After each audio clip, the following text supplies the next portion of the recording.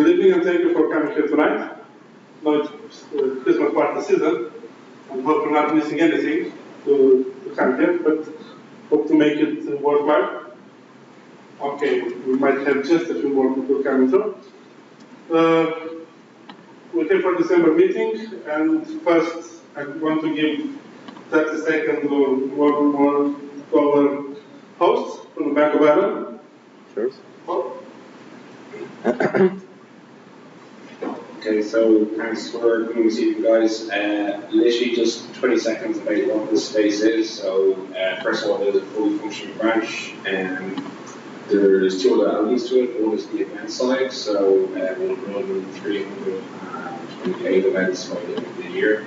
So, if any of you have any kind of queries about running events in terms of using the space next year, just let me know. I've got some cards here. So we run everything under the sun here, from coding events, data events, tech events, community events, sponsorship, charity events, all sorts of stuff. So just let me know if you're inquiring about that. Everything is complimentary, doesn't to be a lifetime customer as well. And then just where the catering is there during the day, that is a fully complimentary and fully functioning co-working space.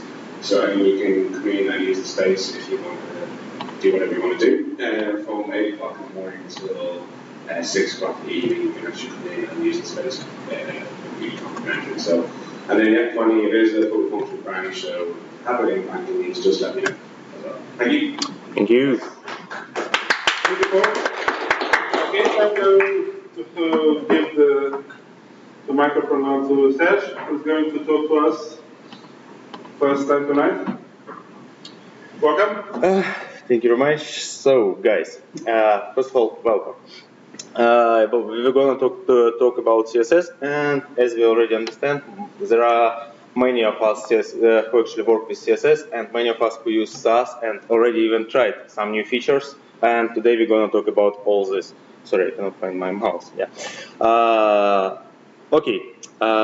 Couple words about me, who I am. So I'm front-end lead developer from Guidewire, and I mostly work on JavaScript, CSS, features of the web. So I just participate in some discussion regarding specifications like Flexbox, about future grid layout, about service workers. And in general, I always like the latest features in Chrome, especially in Chrome browser. Firefox is also nice, many other things. Did you hear, for example, that yesterday, 2 days ago, in Safari, JavaScript modules came, so now you don't need even Babel. So such things I really like. And today we're going to talk about new things in CSS. To understand, and actually, the main question for today, you might not need a CSS preprocessor. To actually answer this question, if you really need this or no, let's actually recollect the story of CSS. So, what it was? 90s. In 90s, it was something like Blink, and it was the main technologies. It's like, okay, widths, borders. You see, it was just mess of everything, of attributes, of everything. So content, it was no separation at all. Then community just decided enough just providing this mess, and we have to actually separate this. 1996, CSS is actually invented. So today we separate content, presentation, and actually behavior in JavaScript, all this stuff. And CSS problems. We have these pictures, and actually I don't like them. Many people like. I don't like because CSS was invented as a good addition, but it has own problems. Okay, no variables, no mixins, modules, nesting, code duplication as a result of all this. So if you use CSS, yeah, sometimes you just have these problems like code duplication. But a silver bullet to actually solve all these issues, CSS preprocessors were invented. So you see, SAS, LESS, Stylus, we have many others, but it's gold trio from my point of view. And let's take a look which actually problems are solved by preprocessors. So as a main preprocessor, today we also discussed that SAS might be the most popular for today. So I will take SAS because syntax is actually well known. So variables and operators. Preprocessor gave us these things. So today we always just take, okay, I want to declare a variable or use this across my code. Wonderful. I want to provide some operations like sum, like divide, anything. It's here. Mixins. I want to avoid repeating bunch of styles like Okay, clear fix, the king of mixins. You just put it once and use it everywhere. You know all this. Nesting. The idea of nesting is always just to represent your HTML in CSS. It's quite easy instead of just nav, li, a, blah, blah, blah, just to provide the same structure as an HTML. Wonderful, thanks to preprocessor we have this. And modules. Instead of one long CSS file, we just have them separated in many, okay, styles for navigation, some variables, mixins, and everything is here. So as I remember, it's a foundation site, so you see many modules, and as a result, you have them mixed together in one file, couple files. So for today, we have many preprocessors. SAS, everything will go through, which is mentioned, MIS, post CSS, which we use today, and many others. And I would say that preprocessors have their own problems. And let's actually take a look which of them. Additional setup. You take it SAS, you take it LS. You always just starting from the setup. So just configuration, gulp, npm tasks, grant, anything. Every time when you're changing something, you have to compile. You have to compile, and this compilation actually takes time. Actually, your time. Every day, waiting. It's not something what we like. And this brown ice cream, each of them has actually own syntax. $color, add color. The same for mixins, you see, add mixin, dot mixin. Without any reason, just every time you have to learn something new, which is terrible from my point of view. Okay, you set everything correctly, set up everything correctly, you added source map, you just want to debug from where actually your source came. Here you see, I'm just trying to find from where actually this SCSS is coming. So here is CSS, I'm going to SCSS and bubbles, font also. Why? Who knows? So shit happens, I'm sorry, debugging is also bugging. Let's summarize what we want. Variables mixins, nesting, some good helpers and modules, and we don't want everything what I just counted. Additional setup, compilation, buggy debug, and we want to learn one syntax once and use it for a long while. And let's try to answer this question. And we will have to look to the next slides. Variables. Variables in CSS. About 1 year ago, this journey started, and yes, we have variables there, but let's take a look if we had some variables before. I'm sorry. Who is aware how current color works in CSS? Yeah? Current color. So what is current color? It's like, okay, doesn't matter where, it's first CSS variables, real CSS variables. Let's assume you have paragraphs with disclaimer, green color, anything, and you want to say, okay, link by color has some own color, yeah? And you want to say, follow the same color which is propagated to paragraph. Everything you have to do, you see, I'm just saying here, current color. So current color is symlink to the current applied text color for the block. So it's real first variable. But then we understood EM, RAM, they're also kind of variables. And today we have custom properties. It's actually CSS variables, and you will see why CSS custom properties is the best name for them. So, as always, you see here, after 1 year, we have a problem, but it's a bit outdated. Can I use a screenshot? So 15 version, or 14, no 15 I presume, next version of Edge will have variables, because here, you see, good news. After many people ask it, they are working on the support of this. So, as I show you, syntax is quite easy. You see, the --1, you just declare variable with this -- var name and value. And use variable using this var function. So we know there are calc functions, other functions, it's var function. And here is the example. So you just provide in some color, use this color. And you see the problem. You just didn't expect this --, who actually likes these strange things. Why not $? Why not something else? The reason is simple. You can mix, after such strange kind of syntax, you can use CSS variables inside your preprocessors. Preprocessor will not touch your CSS custom properties, and you can actually use both at the same time. I will show you later how. And variable examples. Let's answer the question, what you can put as a variable value. The answer is wonderful. Anything. Anything what is valid CSS can be here. So you see colors, pixels, layout variables, some numbers, seconds, even strings, called functions, other functions, even other variables you'll see. And here, you see, it's actually the proper CSS. It's a valid CSS. I don't know how you will use this in CSS, but later you can take this value in JavaScript and reuse this. You see how many things you can put there. And okay, let's see about some good things to variables. So, what if I want to say, as in other many languages, if variable is not provided, just use the default value. It's simple, just provide a second argument to the var function. And you see here, if p margin was defined, it is used, 5 pixels. If it's not defined, the default value is used. So just comma, second argument, wonderful, it works. Reassign variables from others. So sorry, yes, I have many slides.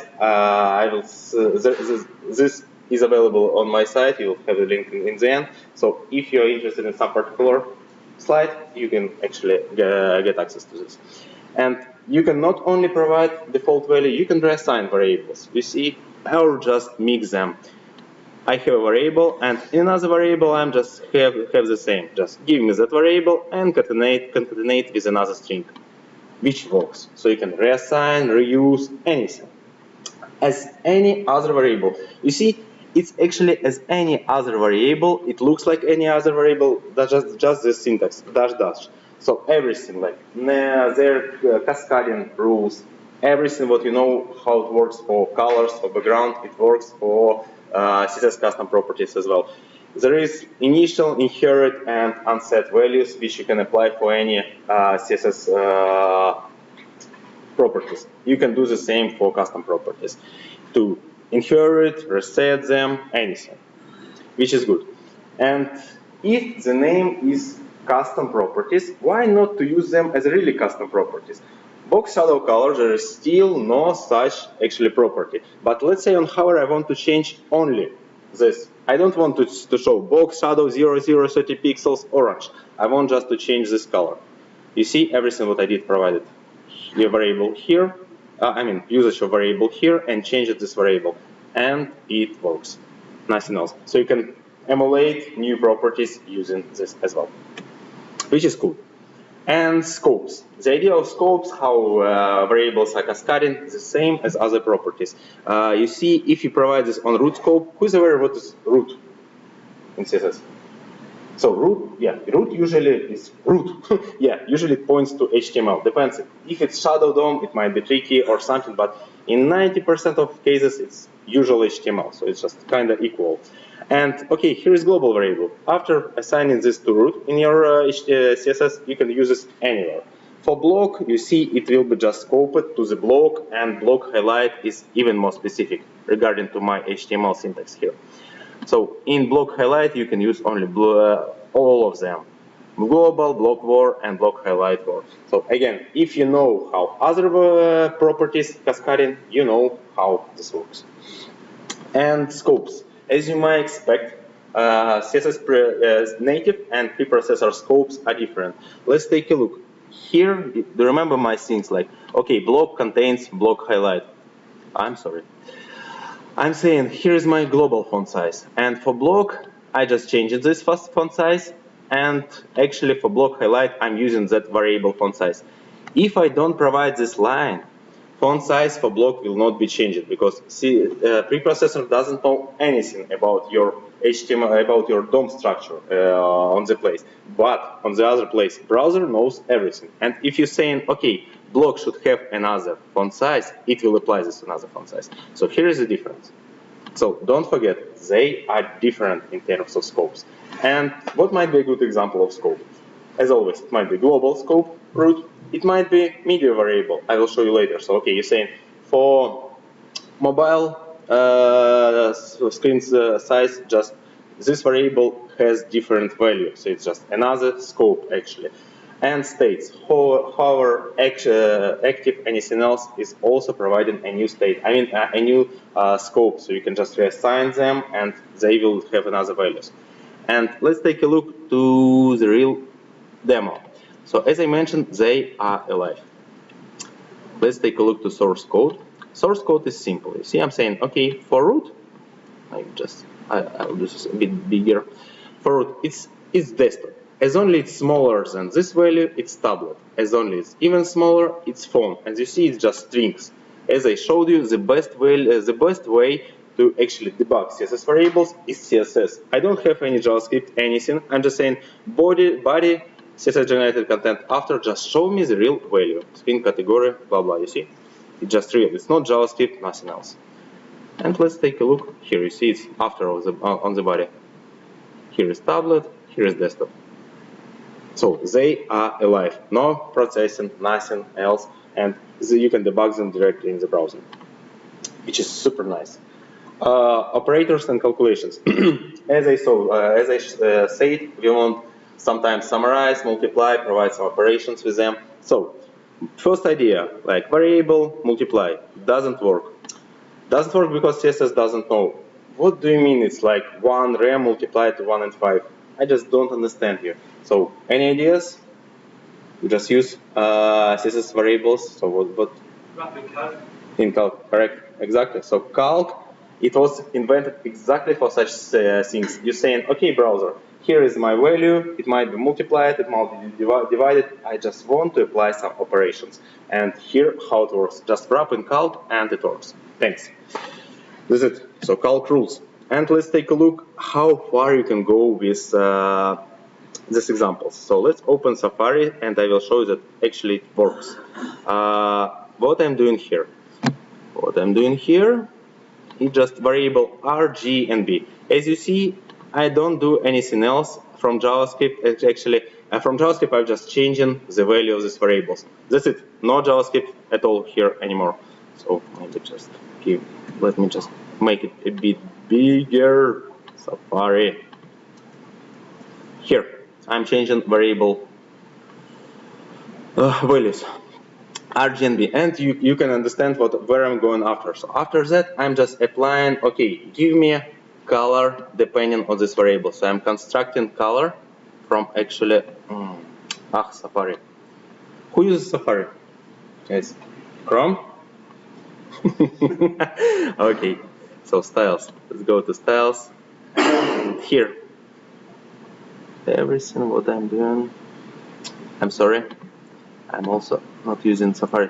Everything what I'm doing, I'm saying background color, RGB, and actually variable RG and B, and then opacity 1. So I don't do anything else, you see, as only I'm just switching, it's actually changing colors. So I'm changing only color variables values here. Everything else is done by CSS. And here I'm doing some crazy things. You see this calc. Actually, inside CSS, I'm applying, of course, not Instagram filters, but real filters. I know how to invert color. I know how to provide actually a grayscale color. So grayscale color says, okay, give me 20% of R, give me 70% of G, or something like this. And you see, it's done in plain CSS. Here, this crazy formula. I can just change it, and it will be just a bit changed. So you can go even further and provide some wonderful, I'm sorry, examples. And about performance, I created thousands of such background calculation things, and it worked without any problem. So for animations, for using these calcs of anything, CSS custom properties are the best choice. Just believe me.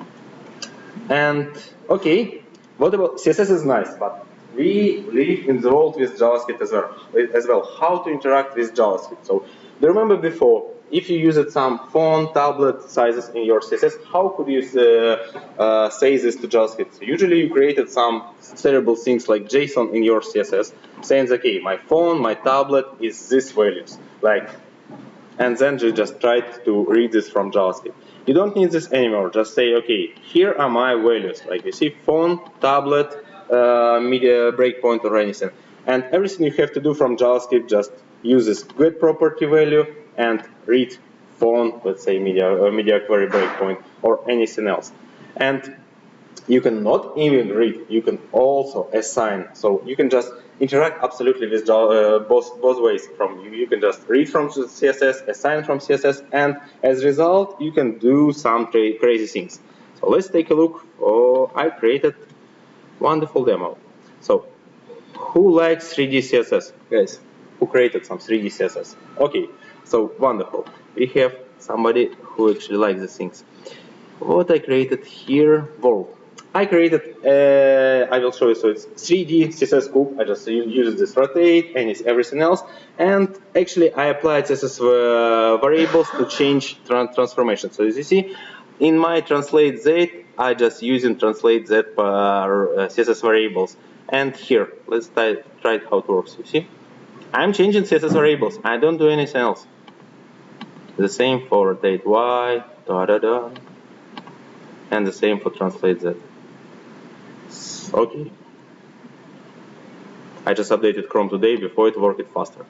And okay, it's good that we can do this from CSS, but what if I don't want to do this from JavaScript? Here. You see? Add this, everything what's done here, I'm just changing CSS variables here. You see this. I don't do anything else. Wonderful, isn't it? So, CSS there, JavaScript there, just enjoy it. Okay, if we have both CSS, JavaScript, we want to understand if it's really supported in new browsers. We saw that it doesn't work in Edge.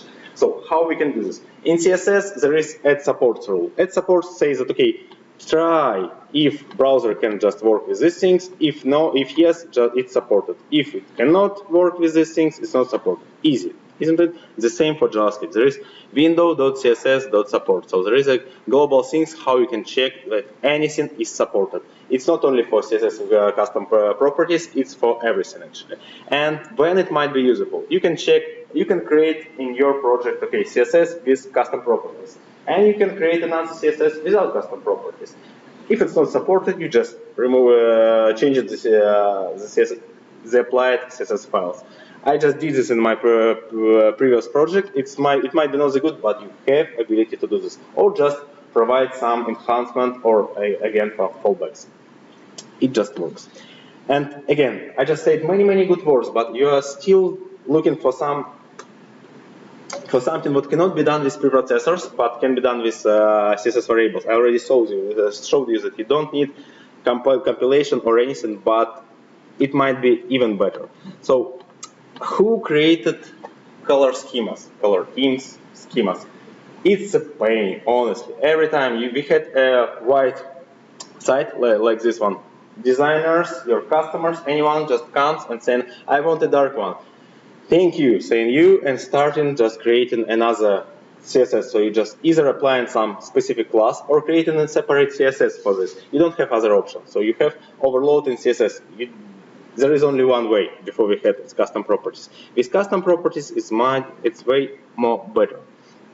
I'm just saying main color, main background, anything else. You can put there backgrounds, colors, whatever you want. Everything you have to do is actually to change these values. And you see, it will be, oh my god, it's color. So background is more representative. It will be changed on the fly. This color picker. So if I'm working with dark set, everything that I do, I just loaded another CSS, you see, with another colors, background, and something else. And pink, wonderful. Maybe somebody likes this. That's it. So you're just changing the real values. You don't overload your CSS with specific classes, so you don't copy-paste your code as a result. So it cannot be done with SAS variables, any preprocessor variables, only native ones. Okay, so we're done with CSS custom properties, and as you saw, it's just properties as any others, but with dash and many other abilities. What else we wanted? It's mixins. So if you have variables, next step is of course mixins. Let's go there. And they're called CSS custom sets of properties. And here, why? Let's take a look. This is variable, you see? I'm declaring variable name and some value. What if I just put there not just value, but actually declare the bunch of styles like declaration 1, declaration 2, declaration 3. And after that, it actually looks like a mixin and even works like a mixin. So syntax is like this. Okay, if I want the pink schema from my previous example, I'm just saying apply some color, apply some background color, And usually we use include in Sass or anything else. In CSS, it's just apply. How apply works? Apply is saying that, okay, take a look to the if we have the variable with such name, and if we have just inline such things here. Tada, you have a mixin. And behavior. If we got everything from CSS variables, how they cascade, scopes, how interact with JavaScript, all these rules work for CSS mixins as well. Cool. So examples: king of mixins, clear fix. Tada. Here, overflow ellipsis when you want to provide 3 dots when it's very long. Tada. It works here. And demo. Of course, everyone likes demo. Here's the demo. It's Chrome. This is the technique how you can just draw triangles. Everyone knows how to actually draw triangles using CSS? Yeah, you know. So if you provide specific order of borders, browser will just draw you a triangle. So here, everything what I do here, I'm saying, okay, border width is actually, you see, here, then 0, and then some another value. To bottom, I can just show you. So I want bigger, and for my triangle to bottom, I'm saying apply triangle to bottom mixin. Here, what browser do? Triangle to bottom. Here it is. Width, height, border style, border width. So here it is. And let's say I want just to have bigger one. I didn't compile anything. I didn't do anything. Browser did everything for me. What if I want actually to apply another mixin? Now to top. Can you imagine how much time will it save for your debugging? So it's everything in your browser. You can just see everything here. You just say in colors, you just change in sizes, everything without any compilation. That's it. Triangles, mixins are here. But problem, I just tricked you a bit, guys. You see my triangle to bottom size variable is actually before the mixin, not after. So usually we pass in some variables to mixins, which actually makes us happy, allows to do some terrible, wonderful things. In current implementation of CSS mixins, which actually work for now in Chrome and in development in nightly for Firefox, you cannot pass variables. Currently, we're working on this, and the next implementation definitely it will be solved. So it's something what was missed. Nesting. So nesting, it's how to represent your HTML in CSS. We like this. What we want to avoid? This code. I don't know who likes such a code, who likes this color table or something. This table is always pain. So I cannot read this code. I cannot maintain this. I can, but it's pain. Tabatkins. Thanks to Tabatkins, actually he proposed nesting syntax, which is very close to any of preprocessors. You see the only one difference, which is still correct, for example, Sass, you just prefixing everything with this and. If you put this into Sass, it works. It works, and that's it. If you actually provide nesting as in Sass, less, any others, and prefix everything with and space, that's it. It works. So if you migration is quite easy, because if you apply this in your preprocessor, it will work for both. And for some complex cases, let's say you have an element, yeah? In your element, you're saying, okay, when there is an AJAX request, I want to make this, that, and that apply some half opacity or anything. Well, how can I do this? Like, let's say for body, I'm just adding class loading. I'm saying, okay, add nest body loading and apply this full. It actually, it will work for browser like, okay, if body has class loading, just for full apply class opacity. So for complex cases, it's also solved and it's there. As I said, migration is easy because even for media queries, for everything, for things you can only imagine, it works. Modules. As I mentioned 2 days ago, JavaScript modules started to work in Safari natively. We don't need Babel, but for CSS, we're still using Sass or anything else. Do you have any ideas how we can? We already have modules there, guys. Import real native CSS import. Why? If it's there for 10 years, it works in all the browsers. Why we don't use this? Actually, who uses imports? Native CSS imports. No one. I also don't, honestly, so far. I tried, for some reason it didn't work for me, but actually it's the same as JavaScript modules. If you saying in your CSS import 1, 2, 3 and some other styles, your browser will do exactly the same as in JavaScript. It will send parallel requests to load 1, 2, 3, put them in the correct order, apply your style, so everything will work exactly as you expect. So what's the problem, guys? The problem is that all browsers, especially IE, our love, it did terrible things. So if you say, give me 1, 2, 3, IE could do 3 to 1 or something else, which is terrible. So people, developers just couldn't use this. And requests didn't go in parallel. So 1, then 2, then 3, solve it. And currently we're switching to HTTP2. In HTTP2, it doesn't matter, mostly doesn't matter how many files do you have. So they all will load mostly with the same speed as one concatenated. Sometimes faster, sometimes slower, but it depends. In most cases, I would say even faster. So, and from this, so again, import works in all browsers. You can just do this. You can even have advantages for free. You can say, okay, browser, load me some CSS only when it's smaller than some size. So it's mobile CSS. Browser will actually do this only when condition is met. So just something what also cannot be done with SAS. It's just advantages for free. Okay, summarizing, variables mixing nesting, guys, we have this. So, nesting and modules. What else was there? Selectors and color functions. In next slides, it will be, I will just describe a bit selectors and color function syntax. It's self-explanatory, so I wouldn't stay too long there. So, matches. Matches also work in many browsers. So, matches is pseudo class, and let's say you have navigation and links, and you want to say that, okay, when navigation has some classes like side, top, links in hover and focus states, I want some color. So everything what you have to do in your preprocessor in CSS, it's like, okay, write this 4 lines long selector and have fun. Currently, you have these matches. So if links are in hover or focus state, or navigation has this classes side and tops.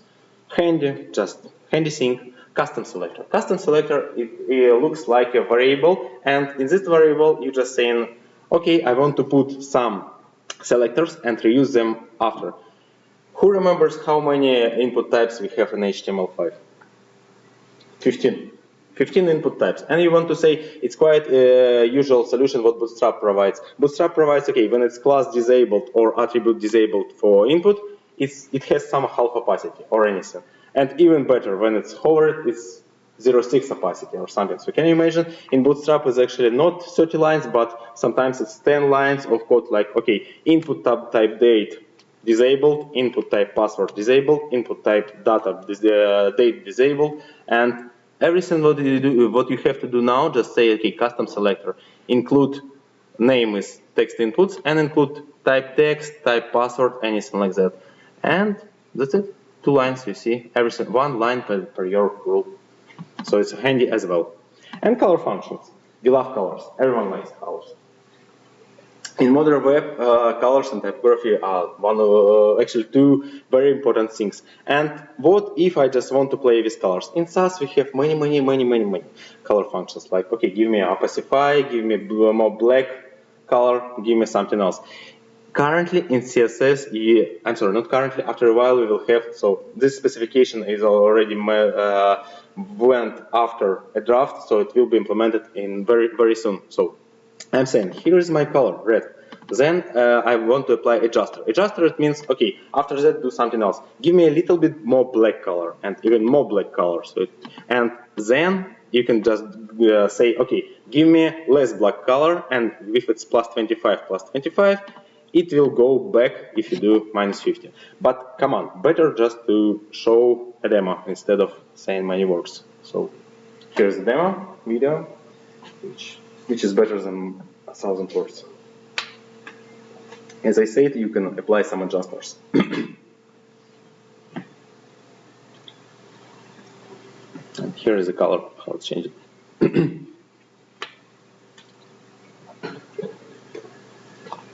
You can apply lightness, blackness. You see, I'm doing this for background.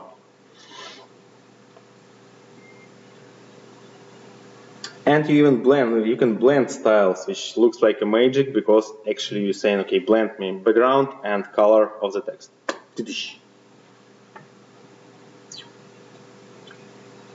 That's it.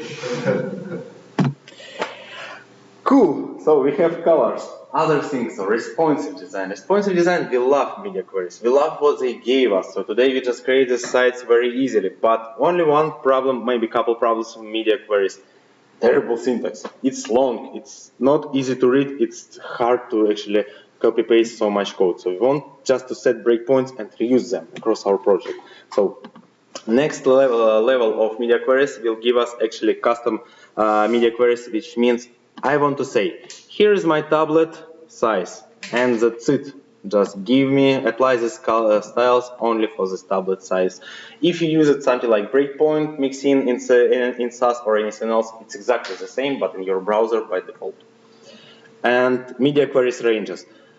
For me, it's always a big problem, maybe for you as well. Min width, max width, it's bigger than, less than, I don't remember.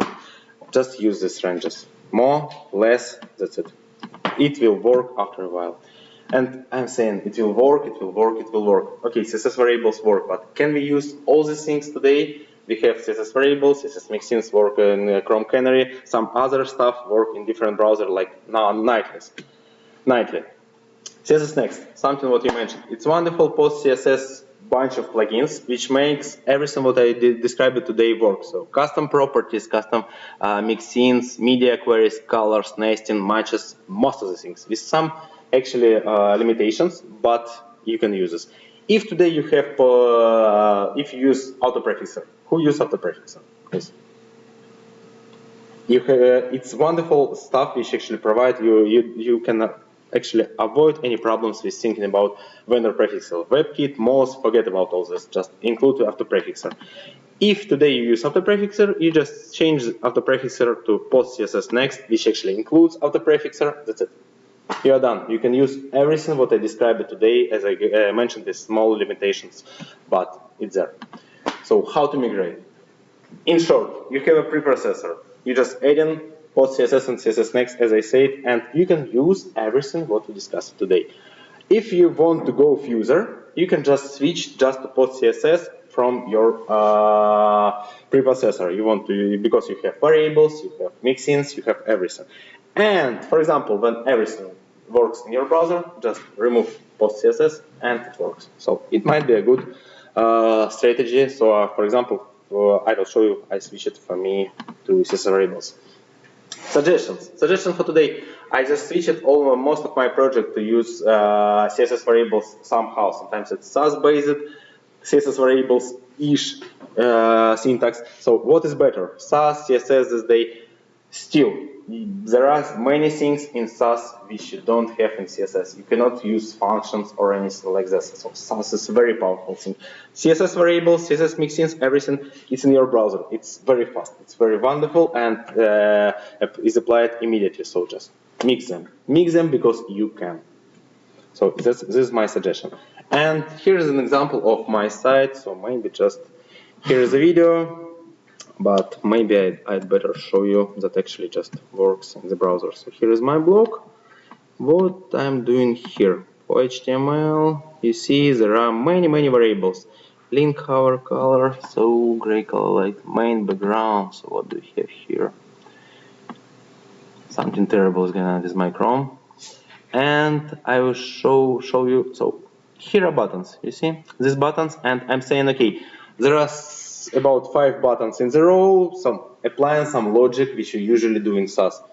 You see, I'm changing some variables and they apply it on the fly. You don't need to change anything in SAS. So calculations, everything what you do in SAS today might be moved to just usual CSS custom properties, which is actually CSS variables. So here I'm using post CSS with native CSS variables.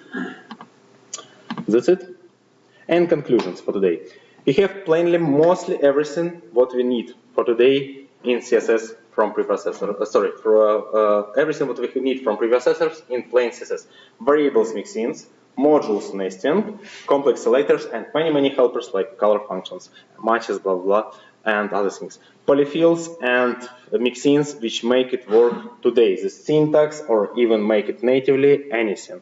And we have the real examples of migrated sites, applications, and we have this path, how we can start using this syntax today.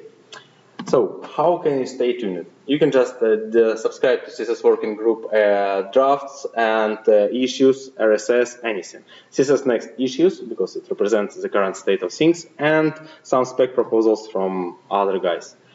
And you can follow me on Twitter, where I usually describe most of the things about new things in browser, CSS, JavaScript, everything. That's everything I wanted to talk about today. Thank you very much, guys.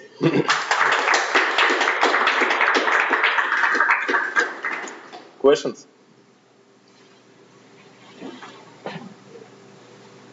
No questions? I can describe, for example, very limitations, because it's the usual question: what is the limitation of CSS Next? CSS Next doesn't work with variables which are defined not on HTML, not on root one. So if you provide a variable on this, for example, wrapper must head, it will just not be preceded by CSS Next. That's the main thing I wanted to say. Thank you. Thank you very much, Serg.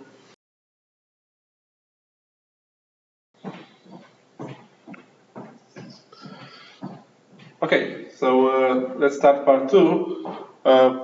I went with a slightly more basic topic, and I will be presenting the basic of Flexbox. Any of you who are working already with Flexbox? But any of you who know about Flexbox and how things are built? Well, those of you who don't really know, you have a chance now to find out about it.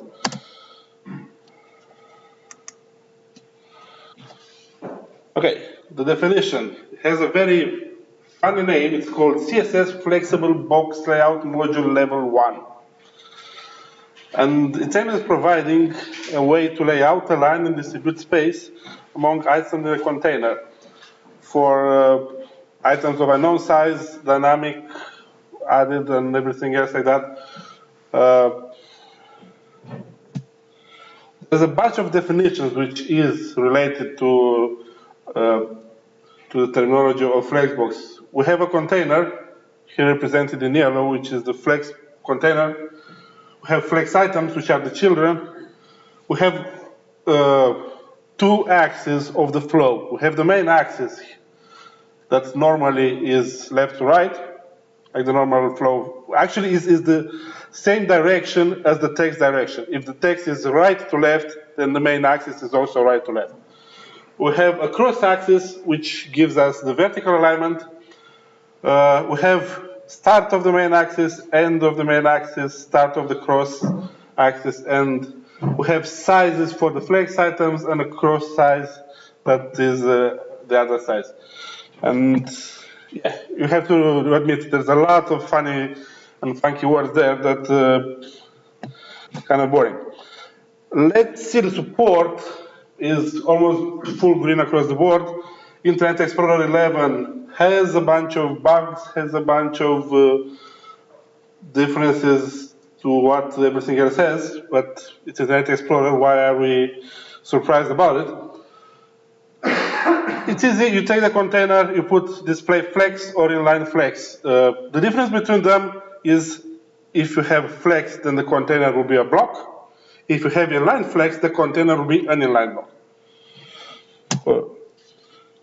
There are two types of properties. We have properties which apply to the parent and properties which apply directly to the flex items. We'll start with the ones for the parent, and we have flex direction with the following values, which can be row along the main axis, row reverse, column, the column reverse.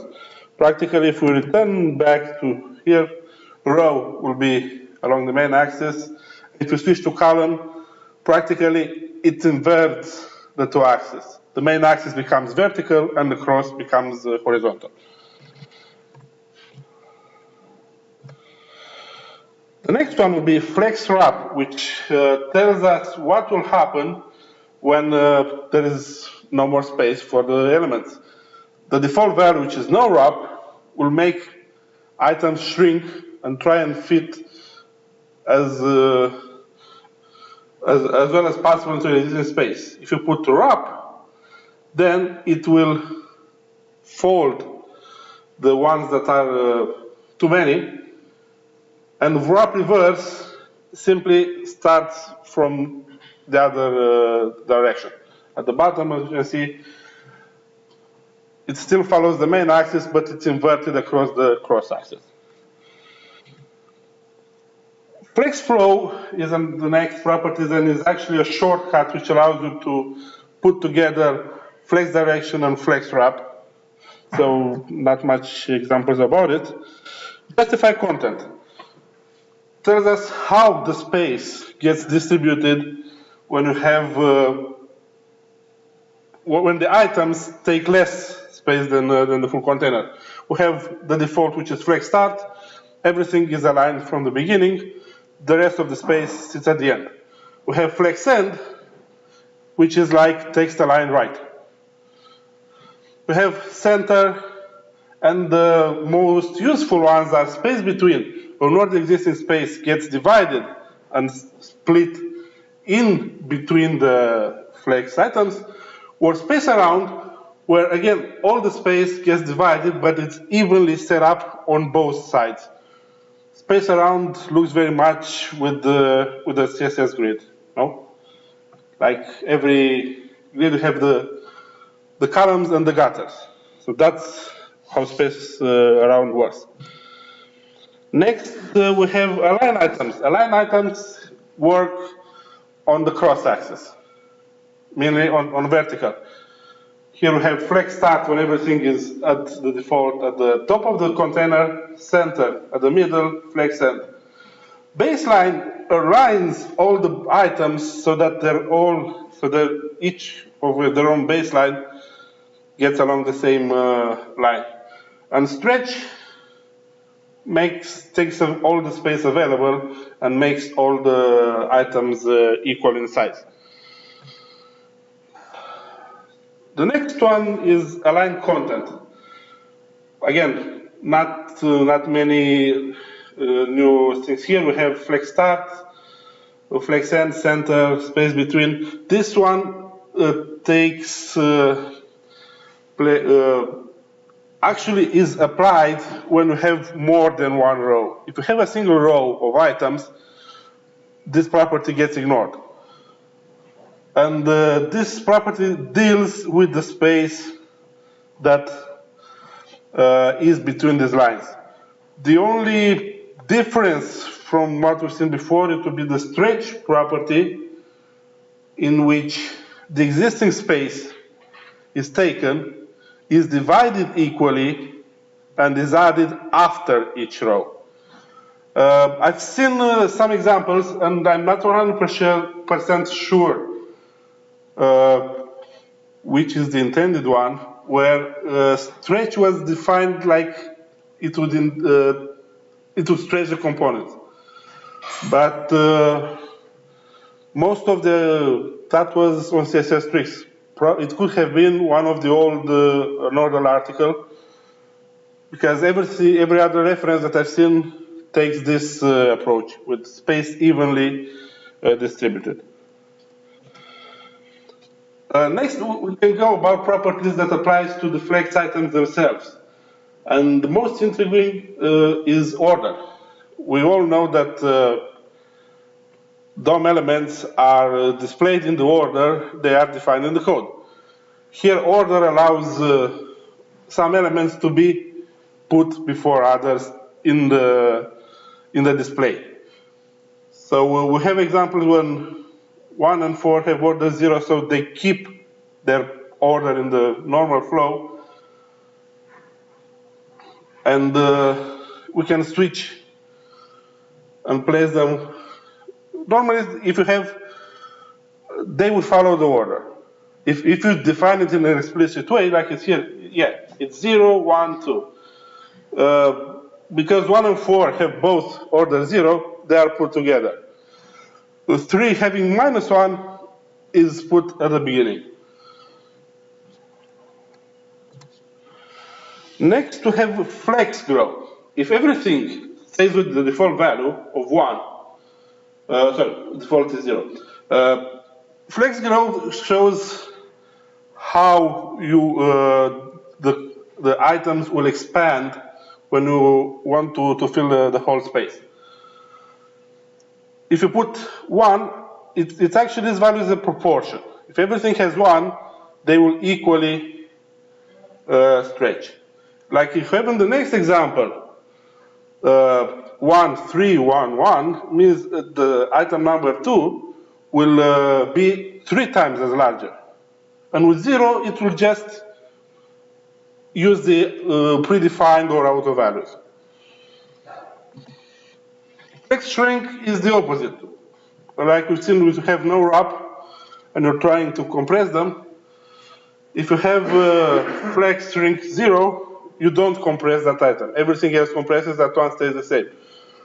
Let's say you have a banner that has to stay on a specific size, or a video, or some other item. You allow the other elements to compress or grow or shrink, that one will stay the same.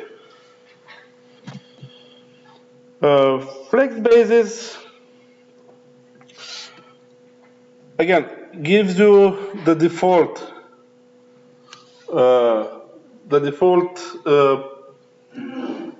width that is to be followed. If you have auto, it allows you to shrink or modify. Otherwise, if you define it with a specific length, it will keep that length. Flex is a shortcut for the others that I've seen before. And align self is it gives us the opportunity to take one item and move it out of the flow. And this is done on the cross axis. You have the normal ones aligned auto, they will stay at the top. The number 3 has align self stretch, so it takes the entire vertical space. This applies the same thing as align items, but is applied, instead of being applied on the parent and influence all the children, it influences. So align self is an override for align items, if you want a different value. Planning to show you some, that's it. It's not really complicated. It's a lot of syntax which is kind of different than what we had before. So, yeah. If you know Flexbox Froggy. It's a game, small game. Yes, it's a small game, so it's a way to learn very easy the principles of Flexbox. You can pretty sure find that it's a lot more funny than the way I did it. So you start with the frog and a lily pad, and the idea is to use Flex definitions, Flexbox, to place each froggy on its own the lily pad of the same color. And it starts very gradually. Yeah, you have justify content at the beginning, and it goes to more and more complex. X and that's bad. We'll move to the next one. So these ones were already done, so it saves the values. We move to the next one. Again, it cycles through most of the.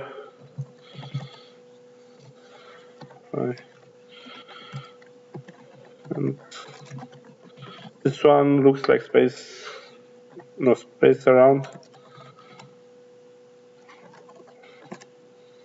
Yeah, because there is some space in front of each pad, and beyond that, if it was space between, it would have been completely to the side. That's actually space between, and it goes deeper and deeper. You can play with the direction and flex direction, flex wrap, and get something. I must admit, when I did the last one, it took me, I think, half an hour and a bit of searching online to actually place everything together, because you're also supposed to do it in the minimum of declarations as possible. I did find something, but it was like 2 or 3 extra declarations than what was needed, and it didn't take it through. There is the other alternative for the more action-oriented. So you have a tower defense, and you have to place the tower, and so let's place the tower, justify. Oh, come on. Yeah, justify content.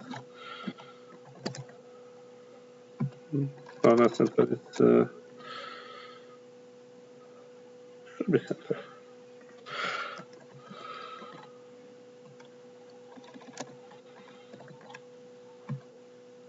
Oh, come on. That's how it happens when you run Con Live.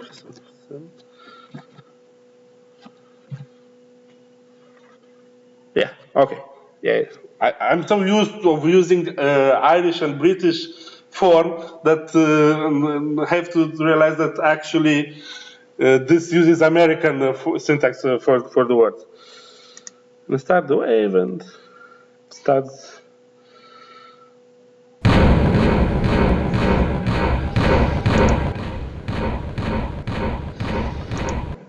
So yeah, that's for more action-oriented ways to learn it. Yeah, next wave. So it goes through less steps, but than the other project, but it still allows you to use the same principle. And that's about it. Now, for practice,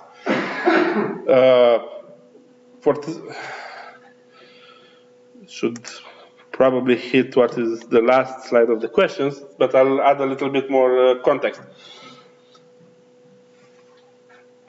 People say that, yeah, Flexbox is great, but again, it's not it's not intended to be used fully on its own. The way they built and imagined this module is to be used together with the grid module, where the grid would provide the large structure, and Flexbox will take care of all the elements inside. Because there are issues with, for example, you want to try and place elements like 1, 2, 3, 4, 5, with 5 aligned to the left, but with equal spacing between them. The only way to do it is to play with some space around and some negative margins, because if you just put space between, those two will stretch for the whole. So some layouts which went pretty well with floats can be done with Flexbox better or a bit more complicated. It depends from point to point. But together, having grid and Flexbox, I'm not saying it myself, I've seen it said by guys like Chris Coyer or on CSS Tricks, that it's indeed intended to be used like that. Use grid for the big blocks of the layout, use Flexbox to manage what happens inside it. The most fancy thing that you can very easily do with Flexbox and was very difficult to do before that is vertical centering. Before, without Flexbox, it would be very, very difficult. You would have either to play with a display table cell or negative margins and translations. Flexbox, you just justify content and align items and both center, and you have it play right in the middle of the screen, no matter the size, no matter the content. Questions, please? Okay, so we'll wrap it up here.